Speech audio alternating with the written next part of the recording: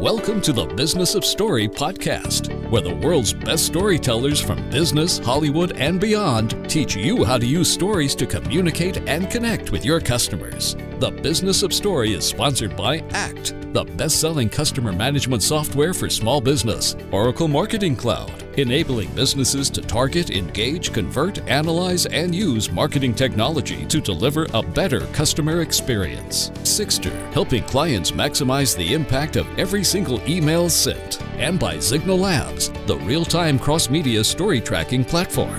Here's your host, Park Howell from Park & Co. And today's special Business of Story guest. Welcome to another marvelous edition of Business of Story, and of course I can say that because it's our show, and it really is marvelous because we have an incredible guest for you today. And this show is all about connecting you with amazing story artists from around the world to help you harness the one and only superpower you truly have, and that is of being a persuasive storyteller.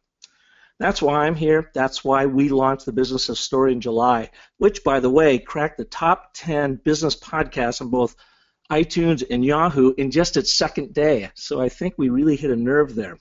You know, we've been using this process called the story cycle, which is a hybrid of Joseph Campbell's hero's journey in our agency work over the years. I've been in the advertising business for 30 years, have had our agency for 20 years, and just over about 10 years ago is when I really dove in to understanding what storytelling was all about. If you've been a listener of the show, you know our middle son went to Chapman University, studied filmmaking there, and is in Hollywood now as a motion graphics artist, hoping to be a director. And through his work, since we were paying for the textbooks, I had him send them to me when he was done with it.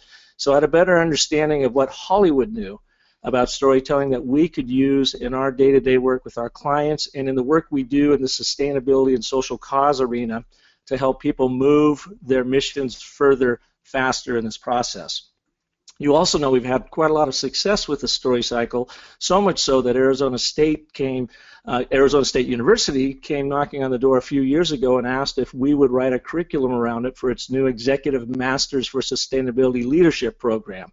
And we were very honored to do that, and I've been teaching that course now for the last couple of years, and it's even more of a privilege and an honor to be working there. If you've noticed last week that U.S. News and World Report pointed to Arizona State University as the most innovative higher education institution in the country, and that's over and above places like Stanford and MIT. So it's a pretty cool place to work, and it's a fabulous place for us to be sharing our work in the story cycle.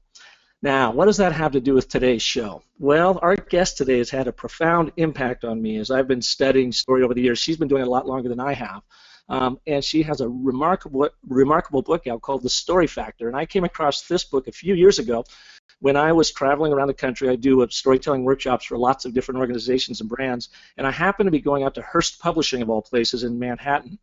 And on my way of flying out of Sky Harbor Airport here in Phoenix, I downloaded her book. I had been searching through different storytelling books. I'd been reading everything, and I had not yet read her book. And I took that time, that trip, flying out there and back to go through the story factor, and it had just such a profound impact on me that it became very much a part of me, what we teach around the story cycle, and it's actually required reading now in our course in the Executive Masters program at ASU.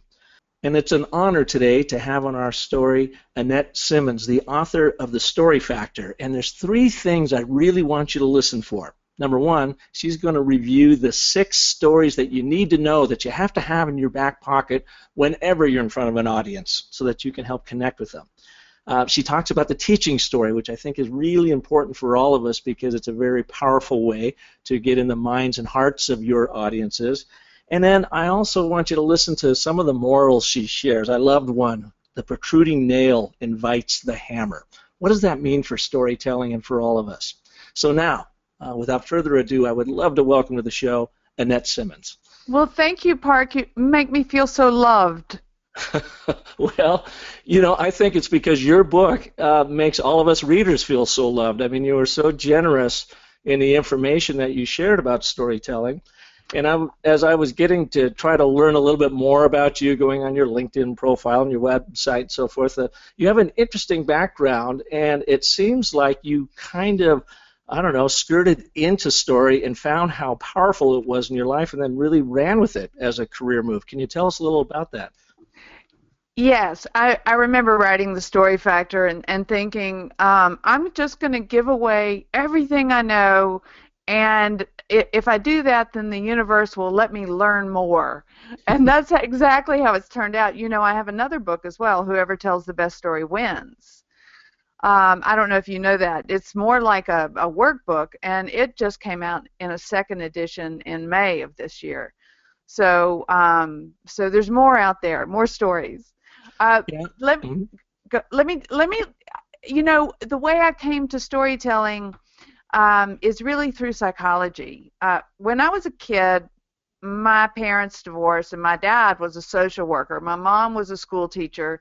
So it kind of tells you I was grown up to expect to live a life of service. And Dad didn't know what to do with me on Tuesdays after I got out of school when I was like 13, 14 years old, and before we went to my grandmother's house, which was literally through the woods, and for dinner. And so he would give me like books to study, book reviews, all the stuff from his workshops being a social worker. So I was introduced to like transactional analysis, rational emotive therapy, cognitive behavior therapy. So my brain was trained to think in terms of psychology at a really early age. When it was time for me to go to school, I wanted to study psychology, but Dad had this idea that I should work for myself because I think he noticed I had a bit of a mouth on me. And he said, no, no, no, you need to get a business degree. And so I studied marketing. But I really studied marketing because all marketing is psychology. It's really a more rigorous form of psychology because if you don't do it well, you don't get to do it again, unlike perhaps some therapists. So it's a very long story. I ended up going to Australia because Daddy thought I should go to law school, and I really didn't want to do that. And moving to Australia seemed like the only viable option at the time. And in Australia, I got an education about cultural differences, and working for Ericsson and J. Walter Thompson, I realized that in the meetings we had, in business meetings, that sometimes the dynamics of the meeting could actually destroy the creativity of the work that had been done. A joke about that is how when Coke was looking at a new lemon lime soda, the advertising agency came up with the idea of Mellow Yellow as a name, and the product manager didn't like it because it sounded like a drug. And the ad guy was like, what do you think Coke is? So Seriously? I learned that there's a whole lot going on, and I got a lot more interested in that. I came back to, and sometimes that's called leadership. I think that there's really, it's more intricate than that. The ability to shift a group or an individual to a new point of view. And initially it was self-awareness. I taught self-awareness workshops in leadership training after I got my master's in adult education and psychology.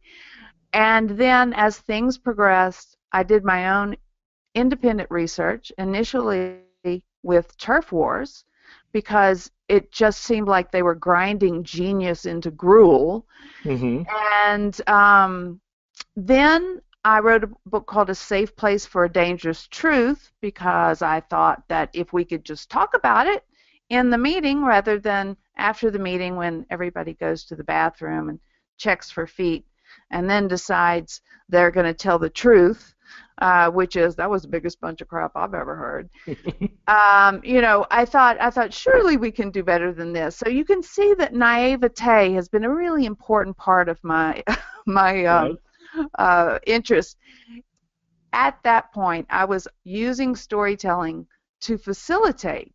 If I told a story, for instance, about a person who wouldn't shut up, you know, filibuster is the game name I gave to it, then the ego in the room would actually get hooked thinking, well, that's not going to be me. And so it changed people's behaviors, the stories that I told.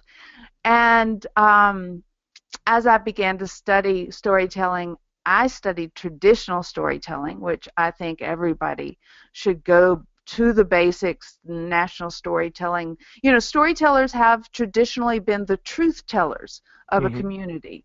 And there are ethics and methods in learning it from that direction. What books did you learn from when you were looking at traditional storytelling methods?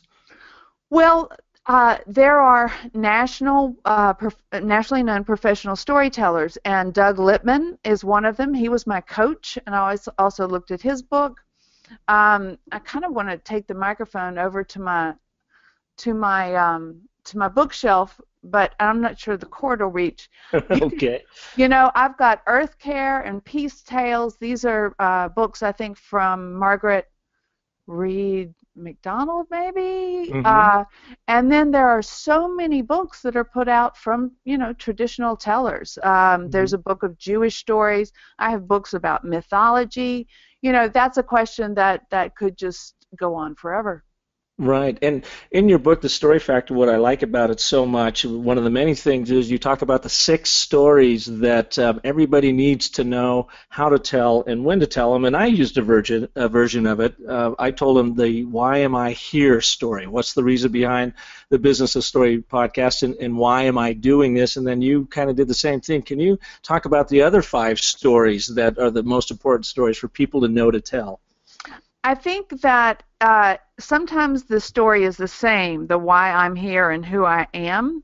But who I am story is a little bit different in that people, you know, Aristotle, in defining what rhetoric is, said there was logos, ethos, and pathos, which logos is the factual information.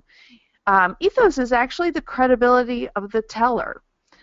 And the Who I Am story is designed to authentically share your characteristics, whatever qualities you have that earn you the right to speak and give advice. People will not listen to you if you go straight into your pitch. They want to know who you are first. And very often the judgments that people have, particularly if you've kind of popped in on them, and certainly with cold calls, they want to know, who are you? And if you jump into your pitch too soon, then there's no bridge across which your information can flow.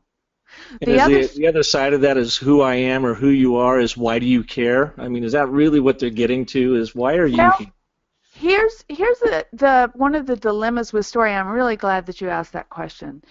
When you say why do you care, it's possible that might mean constructing the story from the point of view of what the audience wants to hear.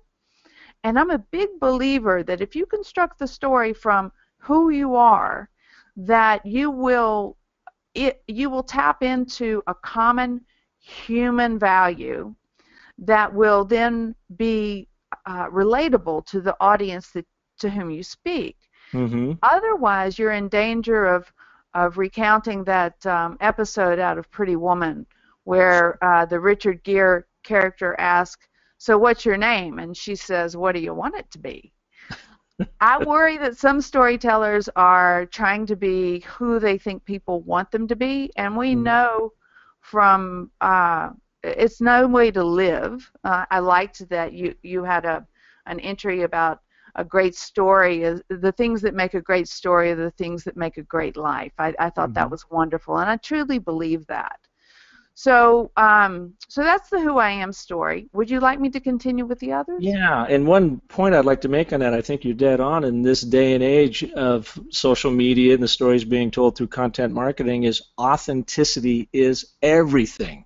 Everything.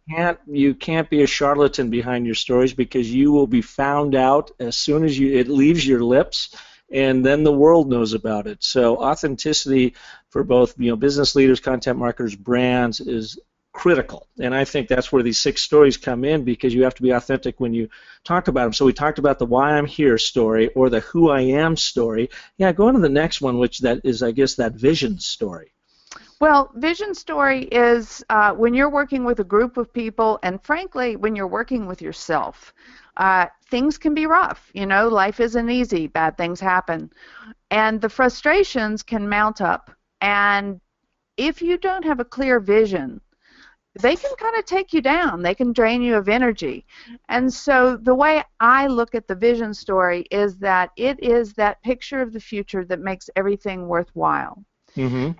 They used to, we used to come up with like 5 or 10-year strategic plans. You may notice that doesn't happen as much because we can't predict what the future is going to be. They're like 5 to 10-day business plans now. Right. So this vision story needs to be more metaphorical and more based in values. Mm-hmm. Having it linked specifically to numbers leads you, well, first of all, it's real hard to relate to numbers. Numbers are kind of artificial measures of reality. Mm-hmm. You could say 1 + 1 = 2, but 1 + 1 at one point equaled Enron, and at another point it equaled Hewlett-Packard. So, these are, the vision story is very important that it be value-based. And as the thought of the vision story is that it absolutely needs to be value-based, but you're trying to get people to live into their future. So that vision story is, here's what I have in mind, here's what I have planned or envisioned, here's why it's important to all of us, value-based wise, told in a very authentic manner, but the idea is to get people to live into their future by following you or your story wherever it is that you may be taking them. Yeah, and finding some common sense of humanity, I think, is the way to go here, because my vision is to bring humanity back to places where it's gone missing. I love it. And storytelling does that. I mean, it doesn't matter where I go. And so it certainly needs to be your vision, that authenticity part. And then if it's a good enough vision, people will connect with it. So there's also the teaching story, and teaching story is obviously, the beauty of story is that it ignites the imagination to simulate reality in ways that are almost so real. A memory of a story can be as vivid as a memory of a real situation. Mm-hmm. And when you have a teaching story, you have the opportunity to kind of give them a demonstration of a product in action, or even a new behavior in action. This is the perfect time for us to take a quick break so that we can go to our sponsors. And when we come back, I'd like to talk a little bit more about the teaching story. And I really like that idea about how storytelling brings humanity to organizations and to brands. So we'll return right after this message with Annette Simmons, the author of The Story Factor and many other wonderful storytelling books.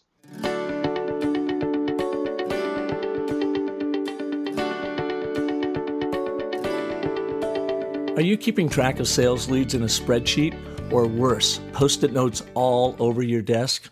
Well, there's a better way, and it doesn't involve spending a fortune on complex CRM software. For over 25 years, ACT has been the #1 best-selling contact and customer management software. It's super affordable and easy to use. ACT helps individuals, small businesses, and sales teams organize prospect and customer details in just one place. It also helps you market products and services more effectively, and most importantly, it drives sales. Try ACT for 30 days by visiting actstory.com and sign up for a chance to win a pair of Bose Quiet Comfort 20i acoustic noise-canceling headphones, a $299 value. Again, that's actstory.com. Welcome back to Business of Story, and our guest today, Annette Simmons, who has just the most marvelous book called the story factor, and I use it in my work. I use it in our work teaching at Arizona State University, and in a lot of our brand work. We've been talking about the 6 stories that Annette calls out in her book, and we've gone through the who I am story, the why I'm here story, the vision story, and we were just talking about the teaching story. Annette, do you have a good example of a teaching story from what you've heard throughout your travels? Is there a quick one you can share with us? Well, I suppose one of the stories I tell is a combination of a value and action and teaching story. Basically, we're creating a cognitive rehearsal, perhaps for a future behavior. It could be a demo. In a way, you're taking someone on a field trip so that they can see, hear, smell, taste, touch, either a product working or perhaps a new behavior working. So when I facilitate, like the book Safe Place for Dangerous Truth, when I facilitate dialogue between people who may be a little ticky, think school board, although I won't work with school boards, perhaps I've sworn off them, perhaps an executive group, any board of a volunteer group. One of the reasons why they're not coming to decisions is perhaps there's some people that are stuck in their ego. And when I find that situation, I tell them a story about my dog Larry. Your dog Larry? Larry, yes. He was his racing name, he was a greyhound, his racing name was Curly Larry Moe. And I intended to give him a much more dignified name, but he just was a Larry, He's passed now, but the story is from the beginning of the time that I spent with Larry. He was retired pretty early. Apparently he wasn't a very good racer. He had trouble around the first curve. You can look greyhounds' records up because they have tattoos in their ears. And he did not know how to be a pet. He only knew how to be like a jock dog. And he didn't understand toys, he just didn't get that initially. And he also didn't understand this whole leash thing because he just went from the cage to the track. Larry, when we were walking in the park, would go on one side of a pole and I would go on the other, and he would look at me like, why aren't we going forward? What's the problem? Why are you pulling me back? And I could say, I'm the adult and you're the dog. Therefore, you should back off first. But it didn't matter. It wasn't until I backed off that he was going to back off. So that's a teaching story because everybody in that room knows I'm not talking about my dog Larry. I'm talking about people who are so stuck in their opinions they won't back off long enough to listen to somebody else's point of view. And they're living vicariously through the protagonist in your story because they could relate to it. That's the goal. Yeah. You have 2 other stories here that are important, and I think it goes back to what we talked about right before the break about breathing more humanity into brands, and we do that all the time, and it's one of the very most powerful things of storytelling we've found. I used it first to figure out how could we be more effective in telling compelling brand stories, campaigns and that sort of thing. The more I dove into it, and Joseph Campbell, who's America's foremost mythologist, for those of you that aren't aware of Joseph Campbell out there in the hero's journey, I realized this very core humanity that is at the base of all story and storytelling. And when we work with business leaders and brands in it, you find that they also all of a sudden start looking at their own organization differently. It's no longer, gee, what do we sell, but what is our impact? And who are we? Who are we? And we're not just about making money. We are about a much bigger thing, and story automatically takes you down that path. So you've got 2 other stories here. You've got values in action, and then my favorite one at the end, I won't give it out. I'll let you reveal the 6th one. But let's talk about values in action and how it brings humanity to an organization. Well, if we're going to talk Joseph Campbell, let's talk mythology, because all of these stories came about because societies need to decide on what's important and what's not important. In fact, culture is kind of the answer to unanswerable questions. For instance, Is the individual more important, or is the group? In America, obviously, you look at the metaphors, and the squeaky wheel gets the grease, early bird gets the worm. You can tell the individual is more important. Mm-hmm. When you look at Japan's metaphors, and metaphors are really kind of mini stories. One of their metaphors is the protruding nail invites the hammer. Mm-hmm. So when I moved to Australia, I invited lots of hammers because I didn't understand the cultural differences between America and Australia. And one of the specific ones was that individual versus group. In Australia, the metaphor is the tall poppy syndrome. If you rise above the rest, you get snipped. And so a value and action story, if someone had told me the story about the tall poppies, or perhaps the protruding nail invites the hammer, I'd like to think that I would have noticed that there are different values in the environment I was in, and so I could be much more adaptable. Rather than rewarding individuals on my team, for instance, perhaps I would reward the whole team. That was a baptism by fire. So value and action stories not only help people understand how this social group works, but they also, as we become less and less connected personally, they keep our values alive. In many companies, these stories aren't told until somebody's retirement party. Mm-hmm. But value and action stories are very important if you want employees to continue to uphold the values. You can say, you remember we had all of those values printed on laminated cards at one point, maybe the 90s. Yeah, that didn't work. So they make great placemats. Huh? They make great placemats. Right. So the value and action stories are, if you want to create a culture of customer service or whatever culture you want, those need value and action stories. You need to say what that means. You can't just say integrity, because for some people that means keeping your mouth shut. For others it means speaking up. And then the one that's your favorite, which is the well, let's not go there quite yet. I've got a question before we spend the last one on it. I love the values in action in these two things: the protruding nail invites the hammer, and the tall poppy syndrome. Right. Where do you find these wonderful little morsels? And the reason why I ask is really for my own being, that I guess for our listeners too. But in our story cycle process, as we take brands through it, our 9th chapter is about the moral of the story, because every story points to some sort of universal truth or what we believe to be true within the individual telling that story, as well as the brand or organization that they represent. And quite often I'll want to point to a moral of a story, and I love these. Is there a good source or resource that we can go to find these more interesting morals that you're pointing to? Well, actually, I'm a writer by nature. I've been keeping a journal, a diary, since forever. And I think one of the things is you have to write these things down when you hear them.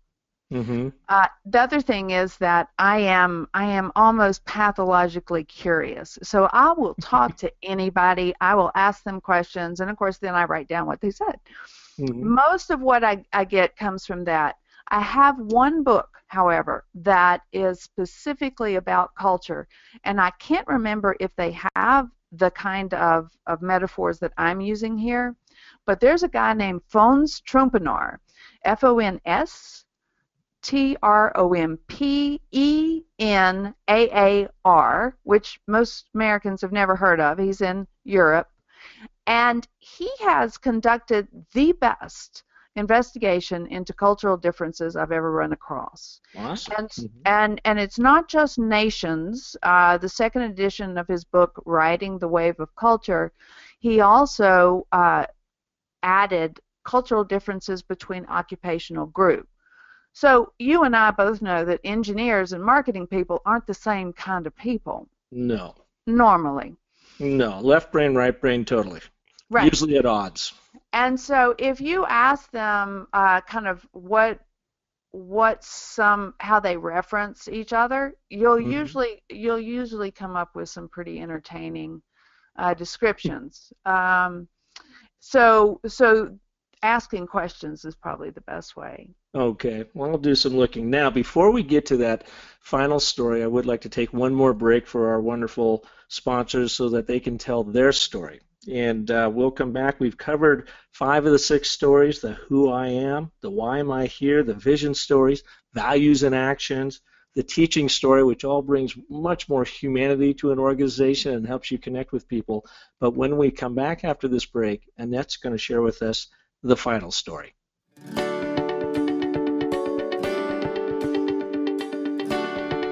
Did you know that on average, each of us sends around 10,000 emails each year? And what does each message include? Well, an email signature, right? Well, Angie's List realized the reach they had with their 270 employees and decided to use their email signatures to promote their flagship customer event called the Festival of Services. Angie's List dialed up Sigster to become mission control for its email signature campaign. In minutes, each employee had a Sigster-powered call to action in their email signature. In 6 months, the campaign had been viewed more than 2 million times, resulting in 4,500 visits to the registration portal, or 38% of all visits, which meant Sigster drove more engagement than any other tracked marketing activity. Now, if you want to ignite the most ubiquitous and overlooked promotional channel in your business from one simple platform, visit Sigster.com. That's SIGSTR.com. And see how they will help you message, measure, and manage your email signature marketing. Hey, if it's good enough for Angie, it's good enough for me. Your customers, employees, marketing campaigns, partners, and yes, your detractors, they're each telling a story right now about you. Where?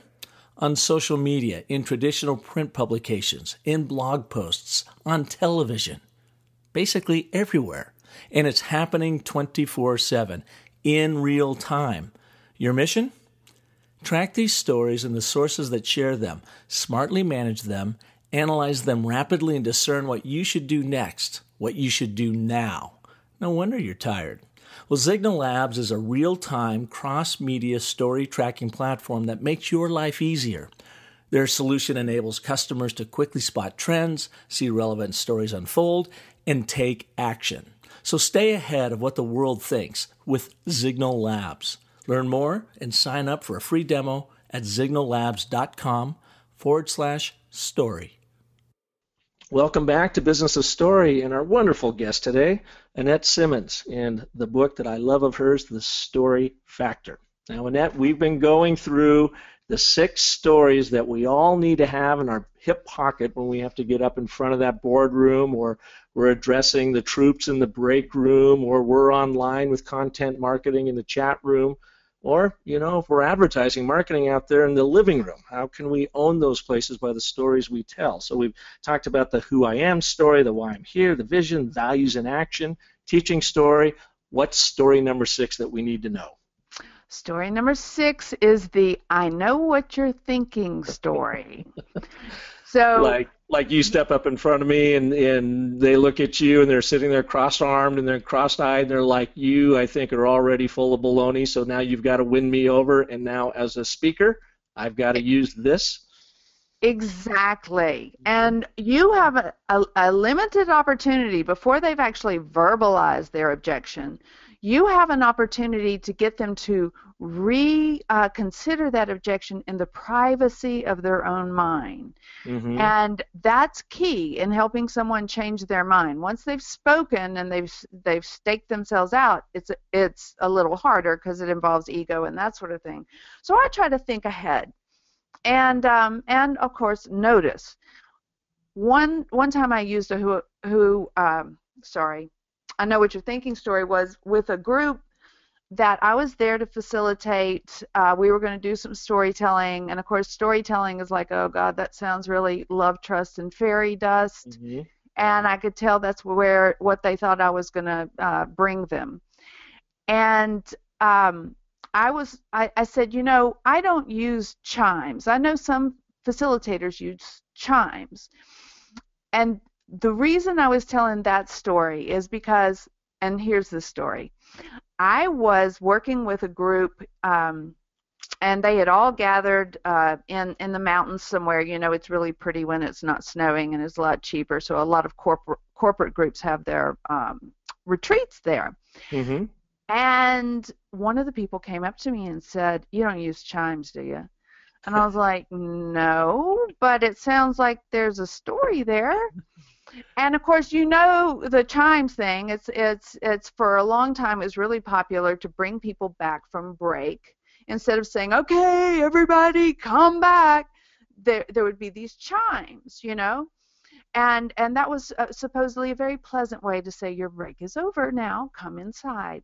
Except for in the hands of someone who's a little passive aggressive, you know, those chimes can get really insistent, really tick people off, and apparently They sound like gongs more than chimes. You know, and so this had happened to that group, and what the group had done is they had actually stolen the woman's chimes and left a ransom note. And which I thought was hilarious. Can you blame them?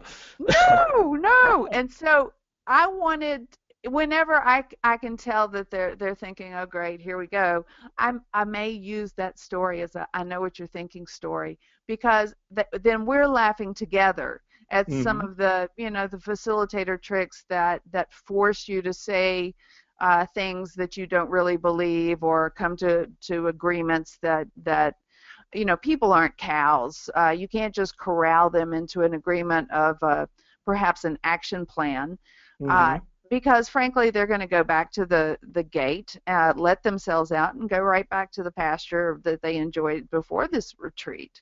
And so anyway, that is a great example, I think, of "I know what you're thinking" story. Let me share one with you that literally happened to me yesterday. Yesterday afternoon, and I had to. Your book cover popped up in my mind when I found myself dealing with a very somewhat difficult, I should say, board member. We are working through renaming a very large foundation. And we've taken them through the story cycle process. They've all got, you know, deeply embedded in Joseph Campbell, the mythology of all of that. And we arrived at, you know, authoring their brand story, the elements and the essence of the brand. And our next project was renaming this foundation, a 20-year-old foundation, deeply rooted, a lot of legacy. And we happen to be presenting the name ideas to the emeritus board. So these folks have been around since the beginning. And you know, 20 years ago, you call a foundation something completely differently than you might call today, and it, you know, very functional. And in fact, the name doesn't today really represent what the foundation does. So we took them through the process. We rolled out our 4 names, and we went from very functional names to a very evocative name. And you might imagine that we are big proponents of the very evocative name because of the story wrapped into it around the essence of that brand. When it finally, they all had a chance to speak their piece, and it kind of went as I thought it would, that, you know, we need to be very conservative, we need to just tell them what we do and so forth. And when I got up and stated our case, one of the women at the table, I mean, visibly repulsed from the presentation of the name we liked and why we liked it. And I mean, she actually turned away, and you could see her physically repulsed from it. And so that's when your book popped in my mind. And I looked at her, and I even said, "I think I know what you're thinking and feeling. You know, does it feel like this? Does it look like this? Is there a concern about this?" And I wanted to make sure that she knew that I understood where she was coming from, the journey literally she was on in this process. And that's where storytelling helps me to really understand my audience and what they're going, you know, through as I'm presenting something to them. But your point there, that particular story subject of "I know what you're thinking" really helped connect. And I could literally, she turned in her seat, she opened up to me again after that, and even when she left, she came up with a big smile, shook my hand, and said, "Thank you very much. I know this is a lot of hard work, and I'll have to think about it." So well I was able to turn her with the "I know what you're thinking" story into now somebody who's more open to maybe a new way of looking at where this organization is going. So that's just an example that I've got of how to use story to really, as your book says, to have a major factor within the audiences that you're talking to. Park, that actually comes from Aikido. When I was teaching leadership, my mentor was like, 8th level black belt. And Mm-hmm. Aikido is a way to not fight. Mm-hmm. And one of the examples that we would use is, somebody throws a punch at you. Instead of throwing a punch back, you actually pull them towards you and you turn in the same direction that they're facing. Sure. And that solidarity creates a connection where you can then perhaps turn them, of course, in Aikido you actually flip them on the floor, but the metaphor stops at that point. Sure. The force is strong in this one. Well, anyways, your book has been an immense help to me and to our students. And now I would like to finish up by talking about the new book you've got out, the workbook. I have yet to get my hands on it. I'm looking forward to it because it sounds like it really puts the story factor into action. Tell us about it. It's very much a workbook. It's based on the 6 kinds of stories, and then I give people 4 different places to look for a story. Finding stories is a very important part of telling stories, as you know, having done all of this work for the foundation, the elements and the essence. It's, I guess, kind of like the metaphor where the duck looks like he's gliding across the water, but he's really pedaling. There's a whole lot of work to be done there. And there's a lot of work to be done in getting a group to agree. And of course, my background is in group dynamics. One of the things that doesn't get discussed is the risk that's involved in good storytelling, because, for instance, this evocative name that you guys have come up with probably feels very risky to them. And in the book, Whoever Tells the Best Story Wins, I separate out 2 different ways of thinking. There's objective, and that would really be going back to Aristotle, the logos, the facts. But there's also the subjective, and that's both the ethos and the pathos, is where all the emotion lives. And in order to have emotion, you actually have to have a point of view. And points of view are embodied, which is what our stories do, is they actually create through the 5 senses an experience, or a simulated experience. And Whoever Tells the Best Story Wins walks people through perhaps all of that before it comes to a battle over 2 different possible names. It gets people ready to understand the risk-taking. It frankly helps them lower their standards so that they tell more stories, understanding that there is no guarantee that a story will work the first time. You have to experiment with it. And I've been very interested in user experience, the design process, because the UX experience, user experience designers have also come to the same conclusions, and they've codified the way that you go about finding and manifesting products that incorporate emotions and human experience. And frankly, it applies perfectly to storytelling. It means that you are going to run a whole lot of experiments. One of the phrases they use is iterate relentlessly. And so the idea is to come up with tons and tons of ideas and test them. Coca-Cola has actually changed their marketing budget to stop trying to get it right and perfect before it's tested with users, and now they are much more active and much more integrated with users in testing stories and getting users to give their own stories. So the book, Whoever Tells the Best Story Wins, includes all of that. At the same time, you're coming up with, ideally, 24 news stories you can use at work. And besides Amazon and the typical places that you can find your books, is there another website where people can learn more about you and what you do? Well, I have a website, AnnetteSimmons.com. And that's with 2 M's. Yes. And there's a lot of information on there. But frankly, if somebody wants to call or send me an email, I am always happy to talk story. I have not found that I am too inundated with inquiries. I'm pretty strict that you better have your story straight. Yep.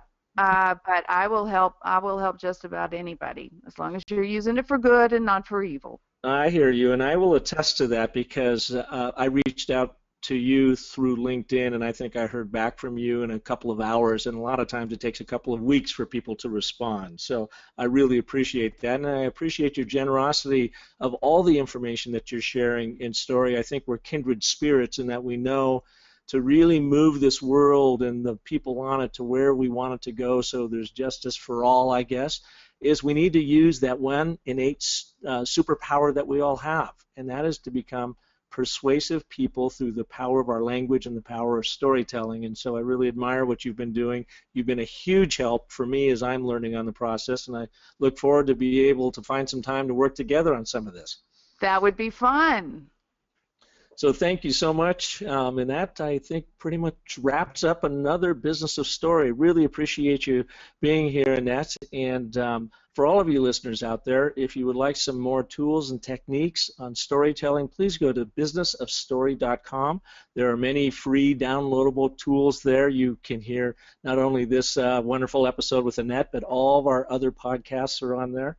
And, of course, if you like what you're hearing, please go to iTunes and give us a review. Give us 5 stars if you're up for it. Share it with your friends and your family and your coworkers. Subscribe to it. Do whatever you can do to help share the good word of storytelling with your world. So that's it for this edition of Business of Story, and we'll be back with another great guest next time. Thank you. Thanks for tuning in to The Business of Story. Don't forget there are terrific free storytelling resources for you at thebusinessofstory.com, where you'll also find the complete show archive. The Business of Story is sponsored by Oracle Marketing Cloud, Park Co., Sixter, Signal Labs, and ACT, and is produced by Convince and Convert Media. Find more great shows like The Business of Story at marketingpodcasts.com, the first search engine for marketing podcasts.